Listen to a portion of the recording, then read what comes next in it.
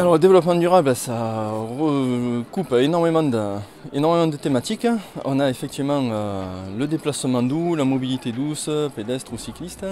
mais également la valorisation des paysages, des territoires et des savoir-faire locaux qui sont particulièrement orientés dans notre territoire sur l'agriculture et la préservation de la ressource forestière. De ces Cévennes, on a une agriculture qui est assez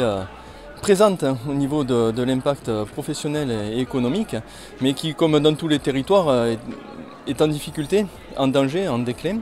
Et notre volonté aujourd'hui au niveau du territoire, c'est de valoriser les circuits courts, une agriculture locale, mieux valorisée dans les restaurations collectives, scolaires en particulier, et pour tendre vers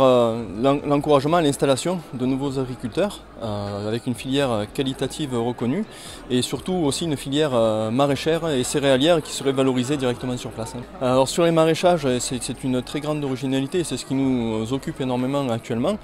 Sur l'agriculture en général, on a un problème sur la ressource en eau et il existe des solutions assez innovantes qui permettent de concilier l'optimisation de l'usage de l'eau et la production maraîchère en particulier. Je vous invite à visiter quelques installations, notamment sur place sur Saint-Sauveur-de-Cruzières, avec des démarches maraîchères installées autour des techniques de la permaculture, du bioproductif, voire de la forêt nourricière, qui laisse imaginer à des échelles de micro-production vraiment beaucoup d'avenir et chaque petite force mise les unes à la suite des autres permettrait de faire une réelle offre de services qu'il faut vraiment valoriser. Une autre des compétences et des préoccupations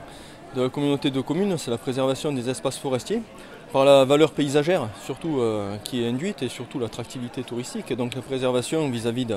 du risque incendie, et on a des programmes qui sont assez ambitieux donc d'équipement des massifs en pistes forestières mais également d'animation foncière pour éviter l'embroussaillement ou la détérioration de la forêt pour être plus résilient face au risque incendie.